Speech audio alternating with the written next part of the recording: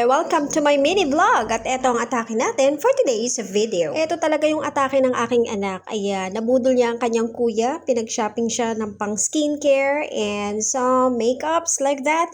And sobrang happy ako sa kanyang reaction at sobrang happy ko din dahil happy siya kasi hindi ko naman naranasan to. Unang-una, wala akong kuya at wala din akong ate na magpapamper sa akin. So alam na alam ng kuya niya at ng ate Chay niya kung ano yung magpapasaya sa kanya.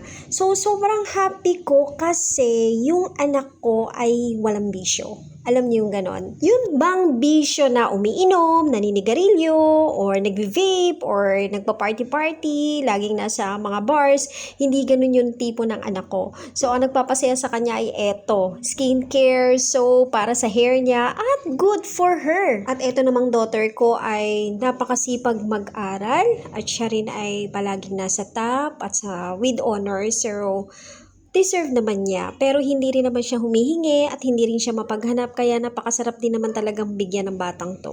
Nakakaloka lang kasi yung mga generation today, hindi sila makalabas ng hindi okay o hindi plakado yung kanilang kilay, or kahit papano wala silang sunscreen or may blush on ng konti, samantalang tayo dati Johnson's baby powder lang, 'di ba? Okay na. Palip tint pa nga ni, samantalang dati kapag kami nakita yung mga magulang natin na medyo pumupula yung labi natin, samantalang kumain lang naman tayo ng lips or nips, nagagalit na. Sobrang strict noon. Ako naman, kailangan ko mag-go with the flow at sumabay sa agos para magkaintindihan kami ng anak ko. Sa ngayon kasi, hindi ko na pwedeng i-apply yung generation natin sa generation ng mga kabataan ngayon. It's very, very different. Kaya ko naman makipagsabayan at sumabay sa generation nila today, kung ano yung mga trending at ganyan. At inaaral ko din talaga yan.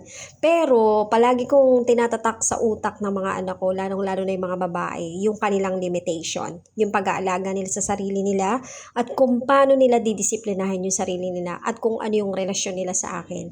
We can be friends, pero wag nilang kakalimutan na anak ko sila at ako ang nanay nila. So, going back, ayan nga, so, supportive ako sa kanya. Actually, ayaw nga magpa-video niyan pero sabi ko sa kanya, yung mga first time na mga ganitong mga memories, dapat talagang tinitreasure yan. At ako, syempre, hindi naman ako magiging forever young at gusto ko mapanood yung mga ganitong video pagdating ng araw, di ba? Nag-uumapaw ang aking puso kasi yung son ko, meron na siyang work ngayon, and he is able to provide something like this kind of gifts para sa kanyang mga kapatid or sa kanyang kapatid. Happy ako kasi generous siya sa kapatid niya, hindi siya madamot, at para sa akin, pag generous ka talaga, more blessings talaga yung darating sa'yo. At sinisigurado ko ang pinaka-the best na nangyari is mawawala ako sa mundo na okay sila, na nagbibigayan sila at nagmamahalat sila. I know mothers out there experience this, and thank you so much for watching. Mwah!